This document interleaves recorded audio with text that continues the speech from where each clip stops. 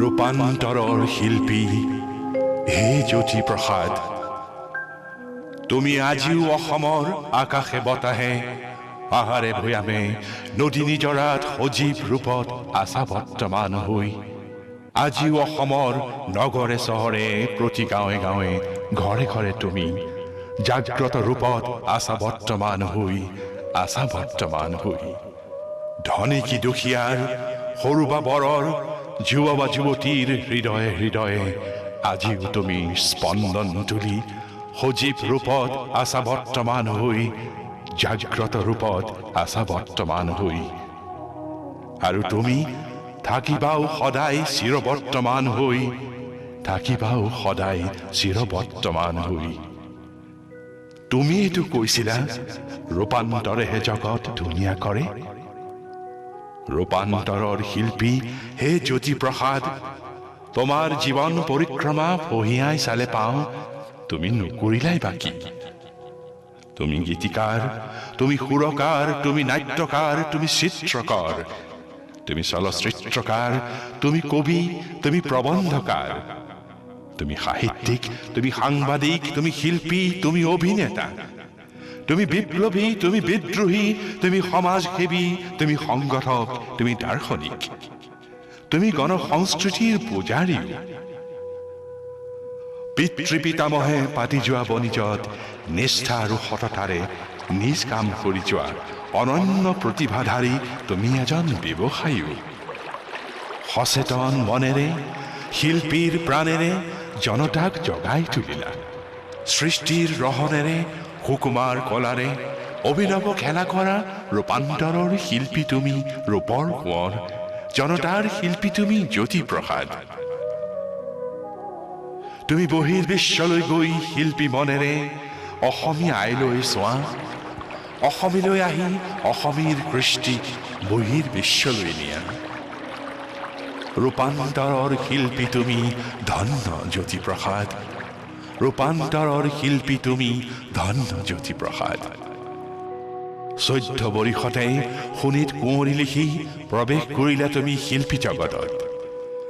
জয়মতী ছবি কৰি বাট দেখুৱালা অসমীয়া চলচ্চিত্ৰ জগতৰ, আৰু বিশ্বক দেখুৱালা অসমীয়া যুৱকৰ গুণ প্ৰতিভা। কীৰ্তন দশমৰ প্ৰকাশৰে খ্যাত হৰিবিলাসৰ বংশত কিৰণময়ী পৰমানন্দৰ ক্ষণ জন্ম পুত্ৰ তুমি। আলোকপথৰ যাত্ৰী আৰু জ্যোতিৰ প্ৰতীক ৰূপী তুমি জ্যোতি প্ৰসাদ। প্ৰণিপাত প্ৰণিপাত প্ৰণিপাত জনাও শতবাৰ হে জ্যোতি প্ৰসাদ, প্ৰণিপাত জনাও তোমাক শত শতবাৰ। আশীষ কৰা হে মহান শিল্পী পৃথিৱীৰ, তোমাৰ আলোকৰে আলোকিত হওক যেন শত শত অসমৰ নৱপ্ৰতিভাৰ, শত শত অসমৰ নৱপ্ৰতিভাৰ, শত শত অসমৰ নৱপ্ৰতিভাৰ।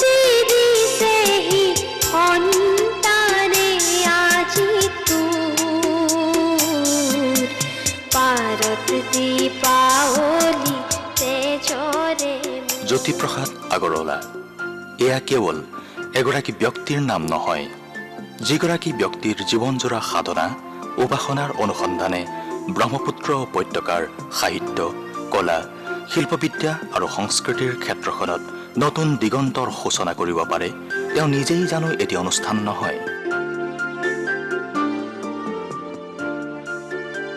তেওঁৰ শৈল্পিক কৃতি কালক্ৰমত মানৱতাবাদৰ প্ৰতিধ্বনিৰে অনুৰণিত হৈ উঠা এটা বিপ্লৱী সত্তা। অনন্য প্ৰতিভাৰ অধিকাৰী এইগৰাকী ব্যক্তিয়েই চিৰসুন্দৰৰ পূজাৰী ৰূপকোঁৱৰ জ্যোতিপ্ৰসাদ আগৰৱালা।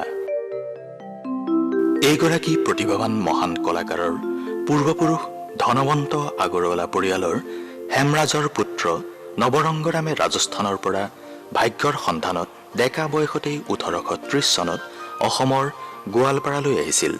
তাৰ পাছত ব্ৰহ্মপুত্ৰৰ বুকুৱেদি তেখেত আহি পাইছিল বিশ্বনাথ। ঐতিহ্যমণ্ডিত বিশ্বনাথৰ পৰিৱেশে নৱৰংগৰামক বাৰুকৈয়ে আকৰ্ষণ কৰিছিল। বিশ্বনাথত থকাৰ পাছত গমিৰি ঘাটলৈ গৈ এখন সৰু দোকান খুলি তাতেই তেওঁ ব্যৱসায়ৰ পাতনি মেলিছিল। অতি কম দিনৰ ভিতৰতে অসমৰ বায়ু পানীক নিজৰ কৰি লোৱা নৱৰংগৰামে 1832 চনত কান্দোৱা ৰাজখোৱাৰ জীয়ৰী সাদৰীক বিবাহ কৰাই সম্পূৰ্ণ অসমীয়া ৰীতি নীতি অনুসাৰে। ব্যৱসায়ৰ যোগেদি আৰ্থিকভাৱে প্ৰতিষ্ঠিত হোৱা নৱৰংগৰামে মণিৰাম দেৱানৰ সহযোগত আহোম ৰাজ্যৰ সাতখোৱা বৈশ্য পদবীত অধিষ্ঠিত হৈছিল। ইয়াৰ উপৰিও 1836 চনত তেওঁ ব্ৰিটিছ চৰকাৰৰ মৌজাদাৰ পদবী পাইছিল।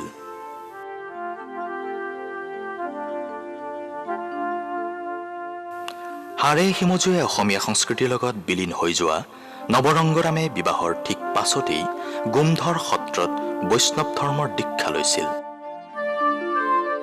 বিবাহৰ 10 বছৰ পাছতো সন্তানৰ মুখ নেদেখা নৱৰংগৰামে 1842 চনত চাৰিখেলীয়াৰ সোণপাহী শইকীয়াক বিবাহ কৰায়। অৱশ্যে সেই বছৰৰে শেষৰ ফালে প্ৰথমা পত্নী সাদৰীৰ এটি পুত্ৰ সন্তানৰ জন্ম হৈছিল। সন্তানটিৰ নাম ৰখা হৈছিল বাপিৰাম। এই বাপিৰামেই পিছলৈ গৈ হৰিবিলাস আগৰৱালা নামে জনাজাত হয়। ইয়াৰ পাছত ক্ৰমে 1847 আৰু 1848 চনত নৱৰংগৰামৰ দ্বিতীয়া পত্নী সোণপাহীয়ে কাশীৰাম আৰু কানুৰাম নামে দুটি পুত্ৰ সন্তান জন্ম দিয়ে। ডিব্ৰুগড়ত শিক্ষা জীৱনৰ পাতনি মেলা হৰিবিলাসে কলিকতাত শিক্ষা সাং কৰি তামোলবাৰীত চাহ বাগিচা খুলি ব্যৱসায়ৰ পাতনি মেলে।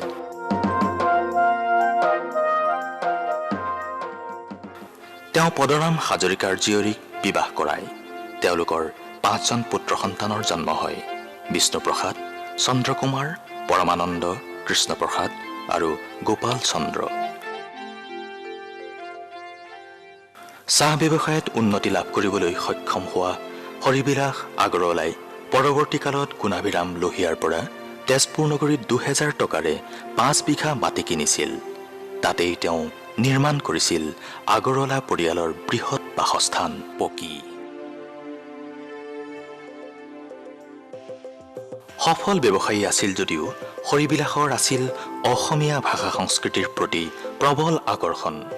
মাতৃ সাদৰী আছিল এগৰাকী ধৰ্মপৰায়ণা মহিলা।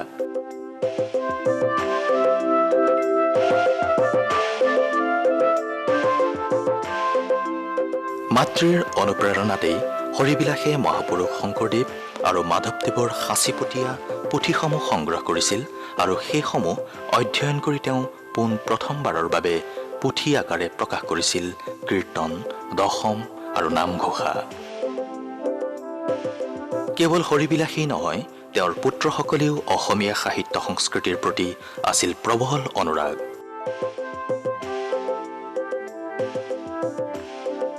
চন্দ্ৰকুমাৰ আগৰৱালাৰ প্ৰতিমা অসমীয়া ৰোমান্টিক কবিতাৰ এক অনন্য পুথি হৈ অসমীয়া সাহিত্য ভঁৰাল চহকী কৰি থৈ গৈছে। 1889 চনত প্ৰকাশ হৈ ওলোৱা জোনাকীৰ প্ৰতিষ্ঠাপক সম্পাদকো আছিল এইগৰাকী সাহিত্য সেৱক। তেখেতৰ গুৱাহাটীৰ খাৰঘুলিস্থিত প্ৰেছৰ পৰাই প্ৰকাশ হৈছিল অসমীয়া তিনিদিনীয়া, অসমীয়া আৰু সাদিনীয়া অসমীয়া। হৰিবিলাস আগৰৱালাৰ প্ৰথম পুত্ৰ বিষ্ণুপ্ৰসাদ আৰু চতুৰ্থ পুত্ৰ কৃষ্ণপ্ৰসাদে নিয়মীয়াকৈ জোনাকী কাকতত লিখা মেলা কৰিছিল। তেওঁলোক লক্ষ্মীনাথ বেজবৰুৱাৰ বাহিৰো নিয়মীয়া লেখক আছিল। ভাঙনি কোঁৱৰ আনন্দচন্দ্ৰ আগৰৱালাও হৰিবিলাস আগৰৱালাৰ ভতিজা আছিল। পৰমানন্দ আগৰৱালা আৰু কিৰণময়ী আগৰৱালাৰ পুত্ৰ জ্যোতি প্ৰসাদ আগৰৱালা আছিল সৌন্দৰ্য সংস্কৃতিৰ উপাসক। পৰমানন্দৰ আৰু 4গৰাকী পুত্ৰ ক্ৰমে সূৰ্যপ্ৰসাদ, কমলা প্ৰসাদ, বিবেকানন্দ আৰু হৃদয়ানন্দ। জ্যোতিপ্ৰসাদে জন্মগ্ৰহণ কৰিছিল 1903 চনত তামোলবাৰী চাহ বাগিচাত।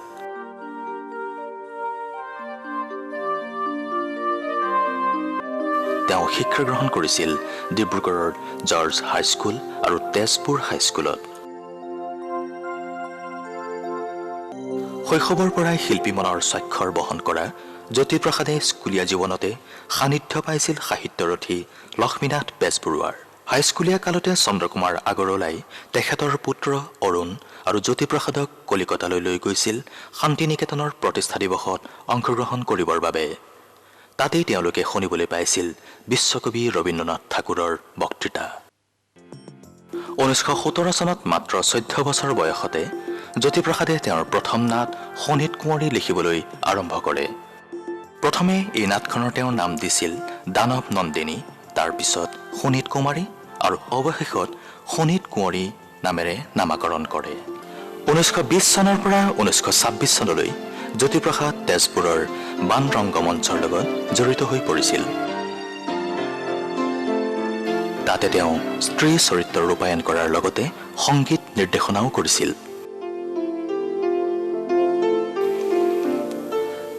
নাট্য প্ৰতিভা সম্পন্ন জ্যোতিপ্ৰসাদে নিজে অভিনয় কৰা নাটকবোৰৰ ভিতৰত নীলাম্বৰ, মিছৰ কুমাৰী, শ্বাহজাহান, কৰ্ণাৰ্জুন, জয়মতী কুঁৱৰী, শোণিত কুঁৱৰী, বদন বৰফুকন আৰু মানৰ দিন আদি উল্লেখযোগ্য।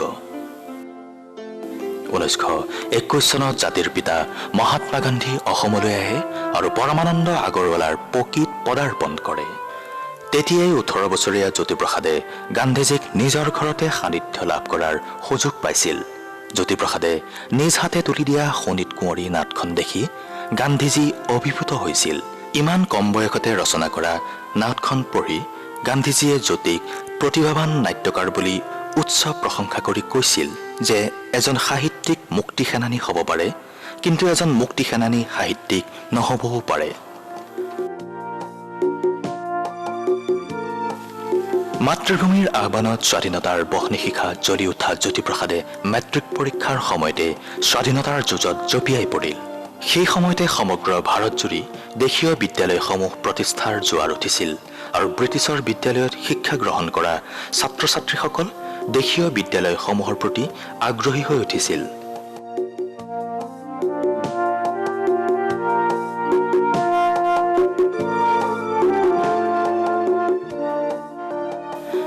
জ্যোতিপ্ৰসাদে চিত্তৰঞ্জন দাসৰ কলিকতাৰ বিদ্যালয়ৰ পৰা মেট্ৰিক পৰীক্ষাত অৱতীৰ্ণ হয়। কলিকতাৰ পৰা আহি জ্যোতিপ্ৰসাদে 1918 চনতে চন্দ্ৰকুমাৰে আৰম্ভ কৰা অসমীয়া কাকতত সহযোগী হিচাপে জড়িত হয়। দ্বিতীয় বিভাগত মেট্ৰিক পৰীক্ষাত উত্তীৰ্ণ হৈ জ্যোতিপ্ৰসাদে কলিকতাৰ নেশ্যনেল কলেজত নামভৰ্তি কৰিলেগৈ। তাত তেওঁ 3 নম্বৰ ৰামকৃষ্ণ দাস পথত মেচ কৰি থাকিবলৈ ল'লে। সেই মেচত তেওঁ পৰশুৰাম বৰুৱা ওৰফে ফুনু বৰুৱাক লগ পালে। তাতেই তেওঁ শোণিত কুঁৱৰীৰ বাবে অধিক সংখ্যক গীত ৰচনা কৰিলে। 1922 চনত ছাত্ৰাৱস্থাতেই জ্যোতিয়ে ফুনু বৰুৱাৰ লগত বঙালী বায়স্কোপ এখনত কাম কৰাৰ সুযোগ পায়, যিখনৰ নাম আছিল আধাৰেৰ আলো। তাতেই তেওঁ অসমীয়া বায়স্কোপ কৰাৰ পণ ল'লে।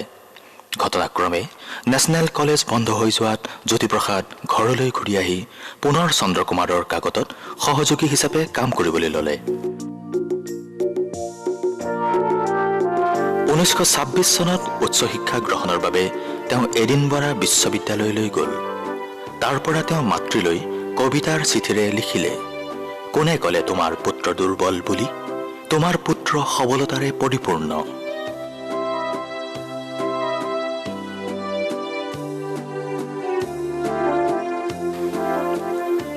যদিও তেওঁ উচ্চ শিক্ষা গ্ৰহণৰ বাবে গৈছিল, তথাপিও সংগীতৰ প্ৰতি থকা অনুৰাগে নিত্য নতুন সৃষ্টিত অনুপ্ৰেৰণা যোগাইছিল।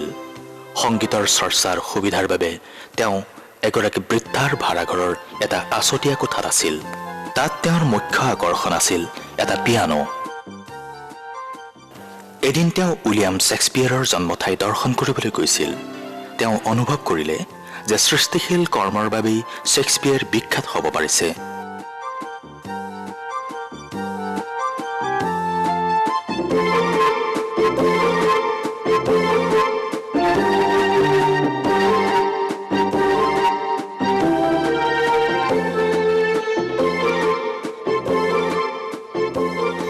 তেতিয়াই তেওঁ সেই নিশাটোতেই আধা লিখা নাট ৰূপালীম সম্পূৰ্ণ কৰাৰ বাবে সিদ্ধান্ত ল'লে। তেওঁ নাটখনি সম্পূৰ্ণ কৰিলে আৰু ইয়াৰ প্ৰথম গীতটিও ৰচনা কৰিলে। জয় আলোকময়।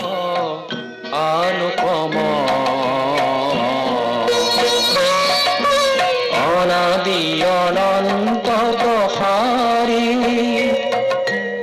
অনাদি অনন্ত প্ৰসাৰী, বিশ্বজ্ঞান জ্যোতি, বিশ্বজ্ঞান জ্যোতি, জয় আলোকময়। জ্যোতিপ্ৰসাদৰ উচ্চ শিক্ষা আধৰুৱা হৈ ৰ'ল। ইয়াৰ পিছতে তেওঁ চলচ্চিত্ৰ পৰিচালনা আৰু প্ৰযোজনাৰ শিক্ষা আহৰণ কৰিবলৈ জাৰ্মানীলৈ যায় আৰু তাতেই তেওঁ বিখ্যাত হিমাংশু ৰায়, দেৱিকা ৰাণী, নিৰঞ্জন পাল আদিক লগ পায়। 1930 চনত জ্যোতিপ্ৰসাদ জাৰ্মানী, ফ্ৰান্স আদিলৈ যাওঁতে তাৰ স্থাপত্যবিদ্যা আৰু ভাস্কৰ্য শিল্প নিৰীক্ষণ কৰি তেখেতৰ মনত ভাৱ হয়, এই আৰ্হি যেন মহাপুৰুষ শংকৰদেৱে 7 সাগৰ 13 নদী সিপাৰত থকা অসমৰ নামঘৰসমূহত কাহানি বাই প্ৰতিষ্ঠা কৰি থৈ গৈছে। 1931 চনৰ প্ৰথমাৰ্ধত তেওঁ বৰদোৱা সত্ৰ দৰ্শন কৰিবলৈ গ'ল আৰু জাৰ্মানীত হোৱা অনুভৱক ব্যক্ত কৰিলে। তেওঁ বৰদোৱাৰ স্থাপত্যকলা দৰ্শন কৰি নামঘৰৰ থাপনা যেন কিউবিষ্ট শৈলীৰ দ্বাৰাহে নিৰ্মিত তেনে মন্তব্য আগবঢ়ালে। এইবোৰ যেন একোটা প্ৰতীকধৰ্মী প্ৰকাশহে। মহাপুৰুষ শ্ৰীমন্ত শংকৰদেৱৰ মহান সৃষ্টিৰাজি দৰ্শন কৰি জ্যোতিপ্ৰসাদে কৈছিল যে মই যি বিচাৰি বিদেশলৈ গৈছিলোঁ সেই সকলোবোৰ দেখোন ঘৰতেই আছে। বৰদোৱা সত্ৰ দৰ্শন কৰাৰ পিছতে জ্যোতিপ্ৰসাদে বিদেশী ধৰণকৰণ দলিয়াই দি এজন নিভাঁজ অসমীয়া হোৱাৰ পণ ল'লে আৰু 500 বছৰৰ আগতে অসমীয়া সংস্কৃতিৰ বাটকটীয়া শ্ৰীমন্ত শংকৰদেৱে দি যোৱা কৃষ্ণ শব্দৰ ব্যাকৰণিক অৰ্থ বিশ্লেষণ কৰি এই সংস্কৃতিক নিজৰ সৃষ্টিশীলতাৰ যোগেদি জগত সভাত প্ৰচাৰ কৰিবলৈ সংকল্প ল'লে। অসমৰ চিৰসেউজীয়া সৌন্দৰ্যই জ্যোতিপ্ৰসাদক বাৰুকৈ আকৃষ্ট কৰিছিল। সেয়েহে তেওঁৰ সৃষ্টিশীল মনৰ পৰা স্বতঃস্ফূৰ্তভাৱে ওলাই আহিছিল সেউজীয়া সেউজীয়া, সেউজী বনতে ৰূপৰ চাকি, চাহৰে বাগিচা নহয় মোৰ দেউতা, ৰূপৰে বাগিচা আছে ফুলি। মাতৃভূমিৰ কাতৰ আহ্বানত জ্যোতিপ্ৰসাদ থমকি ৰ'ব পৰা নাছিল। সেয়ে দেশমাতৃক ব্ৰিটিছৰ হাতৰ পৰা মুক্ত কৰিবলৈ প্ৰাণে প্ৰাণে যুদ্ধত জঁপিয়াই পৰিছিল। 1932 চনত তেওঁ সেৱা দলৰ নেতা হৈ প্ৰশিক্ষণত আগভাগ লৈছিল। সেৱা দলৰ সদস্যসকল তেজপুৰৰ নিকামূল সত্ৰত শপত লৈ জাতীয় পতাকা উত্তোলন কৰিছিল।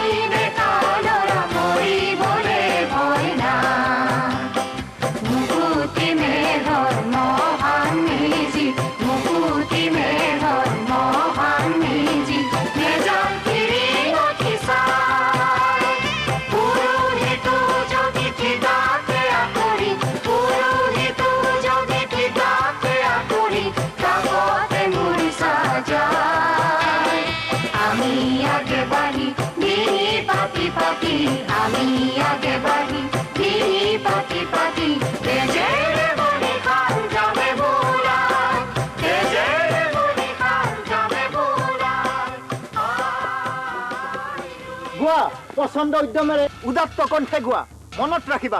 তোমালোক দেশ মাতৃকাৰ অমৃত সন্তান তোমালোকে দেশৰ হকে প্ৰাণ দিবলৈ ওলাইছা গোৱা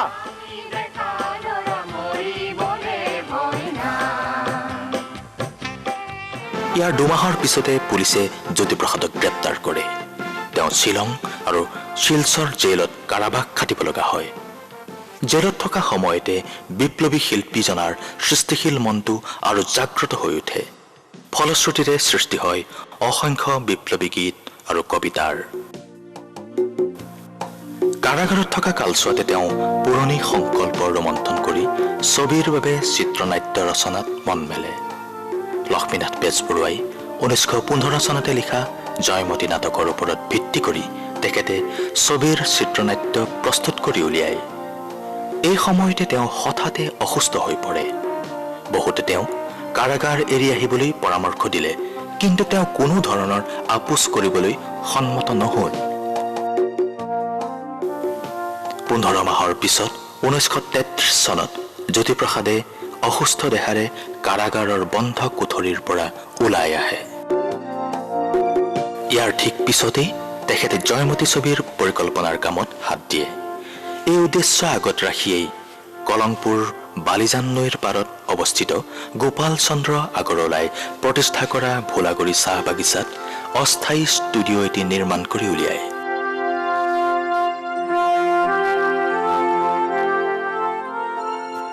উক্ত চাহ বাগিচাত সঞ্চালক হিচাপে কাৰ্যনিৰ্বাহ কৰি থকা জ্যোতিপ্ৰসাদে আহোম যুগৰ বিভিন্ন সা সঁজুলিৰে নিৰ্মাণ কৰি উলিওৱা ষ্টুডিঅ'টোৰ নাম ৰাখিলে চিত্ৰবন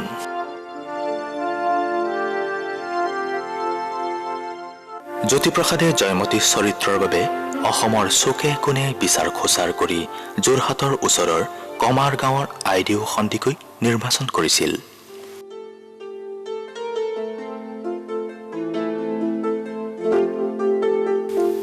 ডালিমী চৰিত্ৰৰ বাবে নিৰ্বাচন কৰিছিল গোলাঘাটৰ বেতবাৰীৰ মাকন দত্তক অৱশ্যে এই মাকন দত্তক তেখেতে পিছলৈ স্বৰ্গজ্যোতি দত্ত নামেৰে নামাকৰণ কৰিছিল 1934 চনত মহাত্মা গান্ধী দ্বিতীয়বাৰৰ বাবে অসমলৈ আহে আৰু পুনৰবাৰ তেজপুৰৰ পকীত পদাৰ্পণ কৰে জয়মতীৰ বাবে জ্যোতিপ্ৰসাদে দৃশ্যগ্ৰহণকাৰী আৰু অন্যান্য কলাকুশলীসকলক লাহোৰৰ পৰা লৈ আহিছিল শব্দগ্ৰহণৰ কাৰিকৰী সঁজুলিখিনিও আহিছিল লাহোৰৰ পৰা সেই সময়ত শীতলীকৰণ অথবা শীততাপ নিয়ন্ত্ৰণৰ কোনো ব্যৱস্থা নথকা হেতু কেঁচা ফিল্মখিনি কলিকতাৰ পৰা বিশ্বনাথ ঘাটলৈকে বৰফেৰে আবৃত কৰি অনা হৈছিল এইদৰে নানা আহুকালৰ মাজত চিত্ৰলেখা মুভিটনৰ প্ৰযোজনাত নিৰ্মাণ হোৱা জয়মতীৰ অন্তৰ্দৃশ্য গ্ৰহণ হৈছিল চিত্ৰবনত খাৰঘুলিত চিত্ৰগ্ৰহণ কৰি ভোলাগুৰি চাহ বাগিচালৈ উভতি আহোঁতে তেওঁৰ লগত আছিল ফুনু বৰুৱা যিগৰাকীয়ে জয়মতীত গদাপানীৰ চৰিত্ৰত অভিনয় কৰিছিল লুইতৰ বুকুৱেদি যাওঁতে ৰান্ধনী বেলিৰ লুইতত জিলিকা শোভা দেখি জ্যোতিপ্ৰসাদে লিখিছিল লুইতৰে পানী যাবিও বৈ তাৰ পিছত লগে লগে সুৰ আৰোপ কৰি ছবিত এই গীতক সংলগ্ন কৰিছিল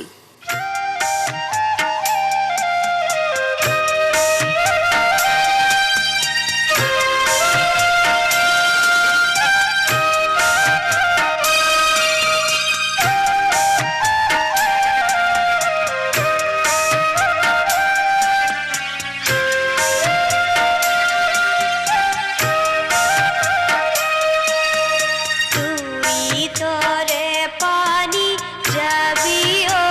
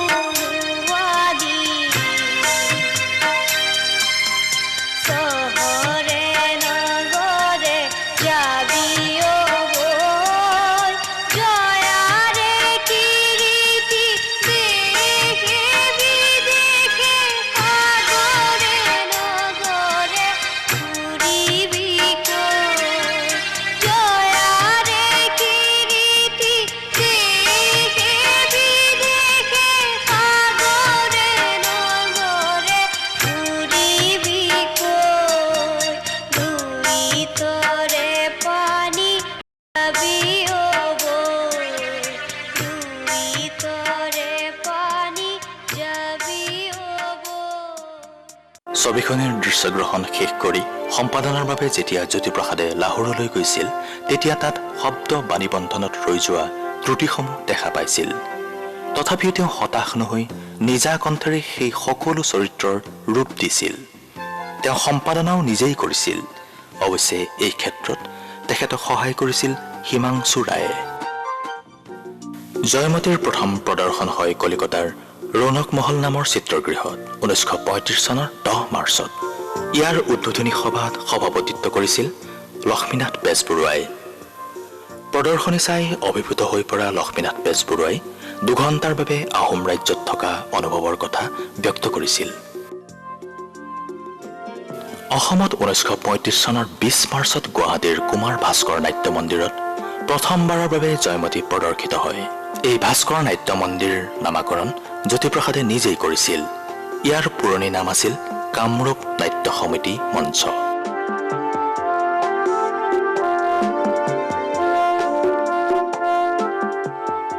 ইয়াৰ পাছত জয়মতী জ্যোতিপ্ৰসাদৰ প্ৰচেষ্টাতে ভ্ৰাম্যমান সা সঁজুলিৰে অসমৰ গাঁৱে ভূঞে প্ৰদৰ্শিত হৈছিল।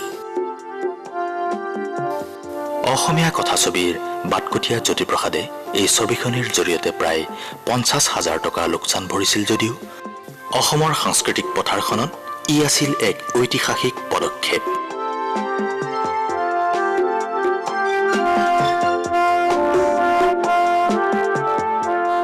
(1936 চনত তেজপুৰত বিহগী কবি ৰঘুনাথ চৌধাৰীৰ সভাপতিত্বত বহা অসম সাহিত্য সভাৰ বাৰ্ষিক অধিৱেশন অনুষ্ঠিত হৈছিল।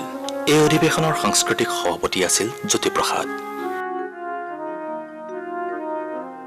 ইয়াতে বিশ্ববিশ্ৰুত শিল্পী ভূপেন হাজৰিকাই 10 বছৰ বয়সত জ্যোতিপ্ৰসাদৰ এটি গীত পৰিৱেশন কৰি ৰাইজক মুগ্ধ কৰিছিল। 1936 চনত জ্যোতিপ্ৰসাদে দেৱযানী ভূঞাক জীৱন সংগিনী হিচাপে গ্ৰহণ কৰে।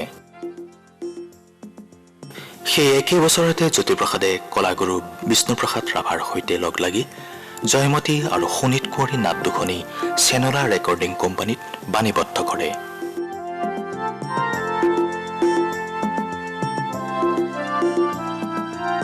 শিশু শিল্পী ভূপেন হাজৰিকাই মহিলাৰ কণ্ঠৰ বাবে গীত গাইছিল। তেওঁলোকৰ লগত আছিল নটসূৰ্য ফণী শৰ্মা। 1937 চনত নিজা বাসভৱন পকীৰ ওচৰত নিজা স্থাপত্য নিৰ্দেশনাৰে জ্যোতিপ্ৰসাদে নিৰ্মাণ কৰে এটি চিত্ৰগৃহ, নাম দিলে জোনাকী।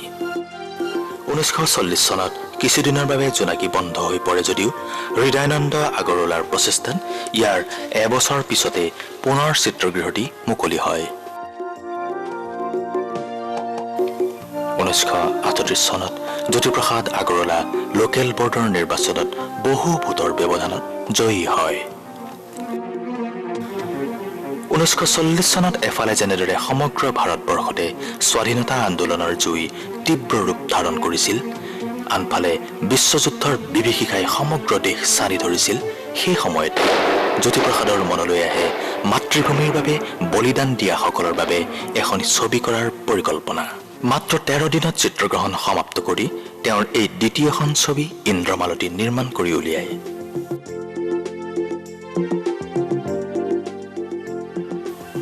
$18,000 টকাৰে নিৰ্মাণ কৰি উলিওৱা এই ছবিখনত ভূপেন হাজৰিকাই এটি গৰখীয়া ল'ৰাৰ চৰিত্ৰত অভিনয় কৰিছিল।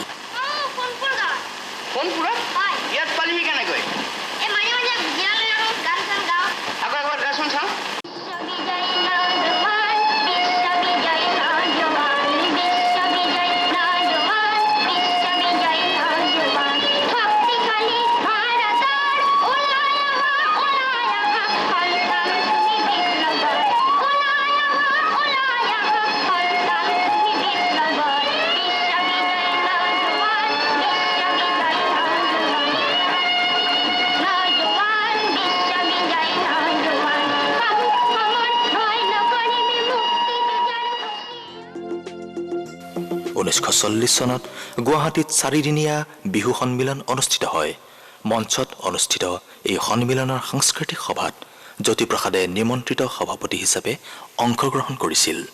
ইয়াৰ সাংস্কৃতিক সন্ধিয়াত পৰিৱেশন কৰা গীতবোৰ আছিল বন কোঁৱৰ আনন্দীৰাম দাসে ৰচনা কৰা। 1941 চনত গোটেই দেশতে গান্ধীজীৰ নেতৃত্বত সত্যাগ্ৰহ আন্দোলন আৰম্ভ হয়। জ্যোতিপ্ৰসাদে এই আন্দোলনৰ লগত ওতঃপ্ৰোতভাৱে জড়িত হৈ পৰে। জ্যোতিপ্ৰসাদে এই সময়ছোৱাতে গঠন কৰে এদল অশ্বাৰোহী সৈন্য।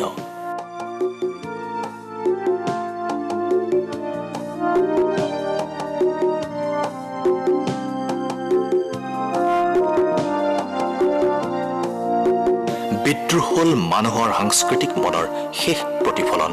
যদি প্ৰয়োজন হয় আমি খাৰ বাৰুদৰো সহায় ল'ব লাগিব।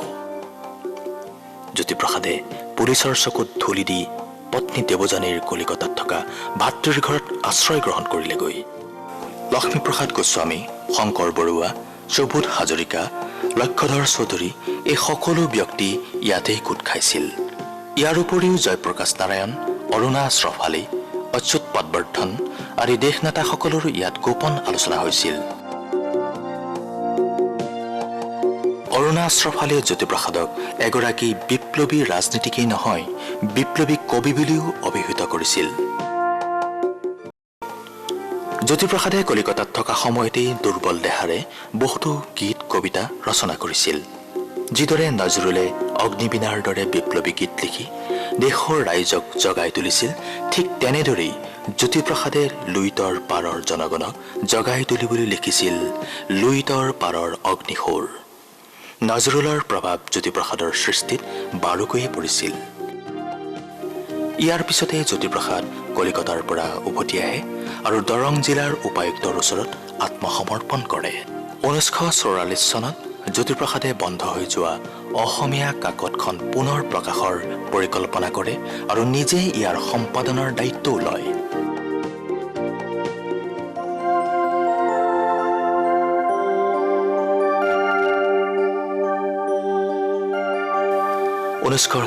চনত গুৱাহাটী বিশ্ববিদ্যালয় স্থাপনৰ যি প্ৰস্তুতি চলিছিল তাত জ্যোতিপ্ৰসাদে বিশেষ ভূমিকা লৈছিল। বিশ্ববিদ্যালয়ৰ স্থায়ী গৃহৰ বাবে সম্পূৰ্ণ অসমীয়া স্থাপত্য আৰ্হিৰ নক্সা প্ৰস্তুত কৰি জ্যোতিপ্ৰসাদে গোপীনাথ বৰদলৈৰ হাতত অৰ্পণ কৰিছিল।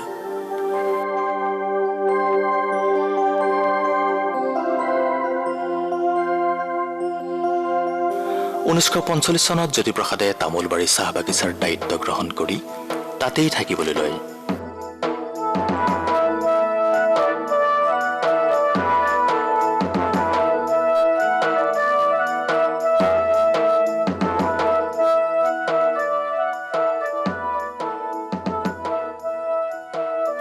এই বাগিচাত তেখেতে স্কুল স্থাপন কৰি নিজৰ সন্তানক শ্ৰমিকৰ ল'ৰা ছোৱালীৰ লগত একেলগে পঢ়া শুনা কৰিবলৈ দিছিল। ইয়াৰ পৰাই তেখেতে অসমত পঞ্চায়তী ৰাজ সম্পৰ্কে পৰিকল্পনা কৰিছিল। নাম দিছিল সপ্ত পঞ্চায়তী ৰাজ।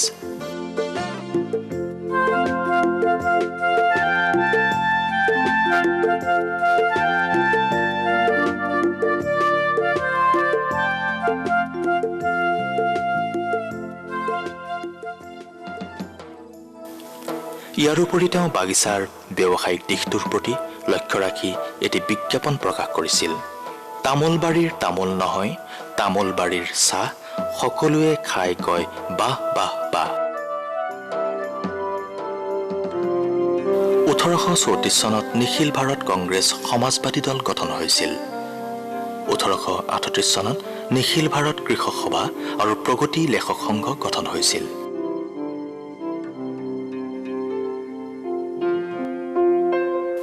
অসমত প্ৰগতিশীল চিন্তা চৰ্চাৰ আৰম্ভ হৈছিল 1938 চনত।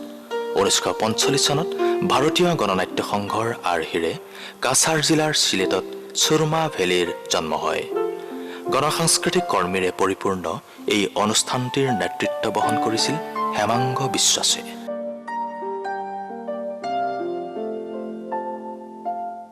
হেমাংগ বিশ্বাসৰ নেতৃত্বতে 1946 চনৰ এপ্ৰিলৰ পৰা গোটেই অসম জুৰি সাংস্কৃতিক আন্দোলন আৰম্ভ হৈছিল। ছায়ানাট, কুশল কোঁৱৰৰ ফাঁচী, বানপানী, দুৰ্ভিক্ষ আদি প্ৰদৰ্শনেৰে জনগণক আকৃষ্ট কৰিবলৈ চেষ্টা কৰা হৈছিল। হেমাংগ বিশ্বাসে তেজপুৰলৈ আহি জ্যোতিপ্ৰসাদক লগ কৰি দৰং কলেজৰ অধ্যক্ষ হেমন্ত গাংগুলীৰ ঘৰত জ্যোতিপ্ৰসাদ আৰু হেমাংগ বিশ্বাসে সাংস্কৃতিক জাগৰণৰ সম্পৰ্কত মত বিনিময় কৰে।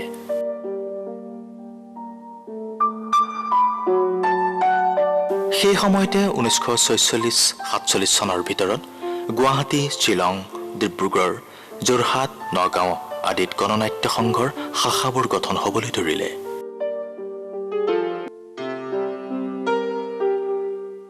1947 চনত জ্যোতিপ্ৰসাদৰ ৰচিত লভিতা নাটখনি মঞ্চস্থ হয়।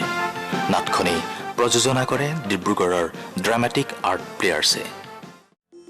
1947 চনত দেশ স্বাধীন হোৱাৰ পাছত জ্যোতিপ্ৰসাদে মুক্তি সেনানীসকলৰ শ্ৰম আৰু ত্যাগৰ বাবে প্ৰশংসা কৰিলে। 1947 চনত অসম ছাত্ৰ সন্মিলনৰ 6বিংশতিতম সন্মিলন গুৱাহাটীত অনুষ্ঠিত হৈছিল। হেমাংগ বিশ্বাসৰ অনুৰোধত জ্যোতিপ্ৰসাদে এই সভাৰ সভাপতিৰ দায়িত্ব লৈছিল। 1948 চনত তেওঁ শিল্পী সংঘৰ সভাপতি হৈছিল।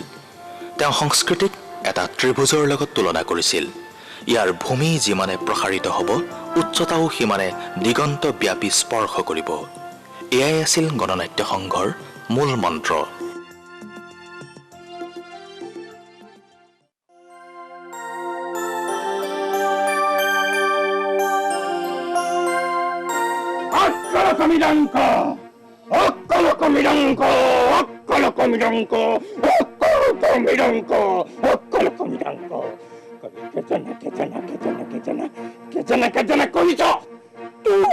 বৰ্তাবকে ভয় নকৰে, তোক কি ভয় কৰিব? কালি কেজনে কৰিছ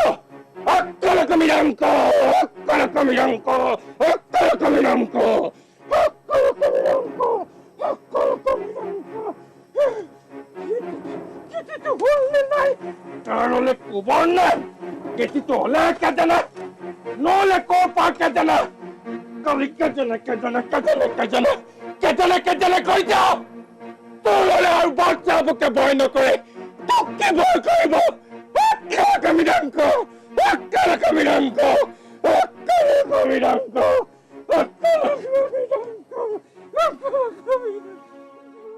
1949 চনত ডিব্ৰুগড়ৰ নালিয়াপুলত গণনাট্য সংঘৰ দ্বিতীয় অধিৱেশন অনুষ্ঠিত হয়।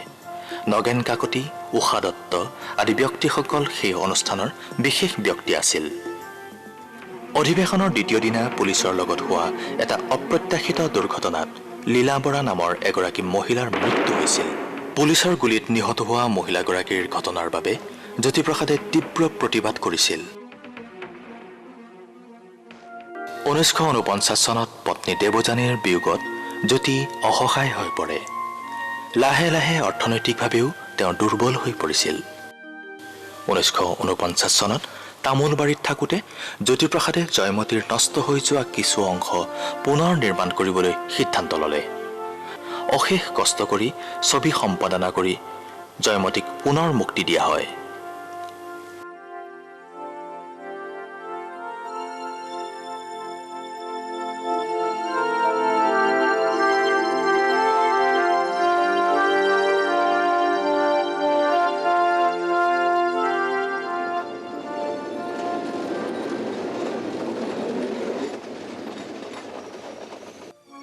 ইয়াৰ পাছতে তেওঁ তামোলবাৰীলৈ আহি পুনৰ অসুস্থ হৈ পৰে।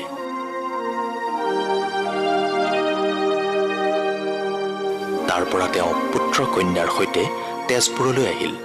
তেজপুৰ পোৱাৰ পাছত জ্যোতিপ্ৰসাদ আৰু অসুস্থ হৈ পৰে।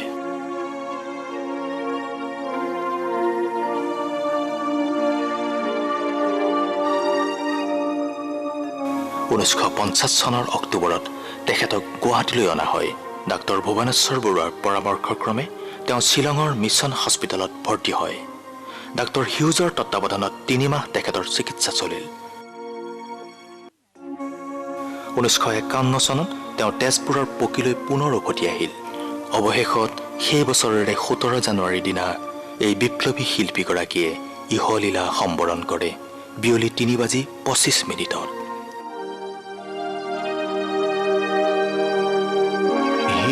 মৃত্যু নমস্কাৰ, চকুৰ পানীৰে তোৰ পূজাৰ শৰাই ইমান জাতিষ্কাৰ।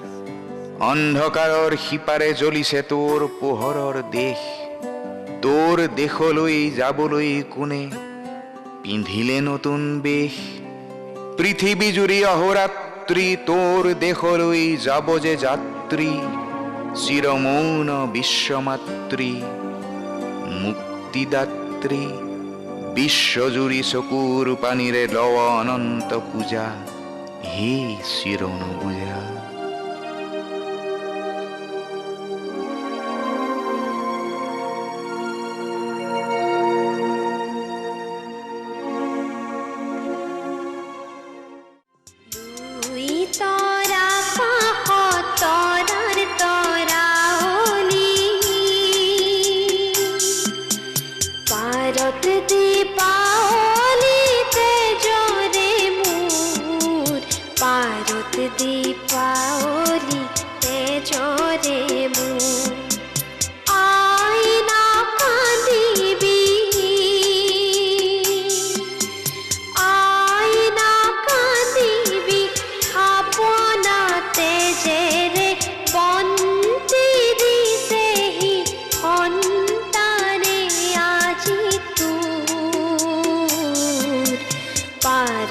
Dipaa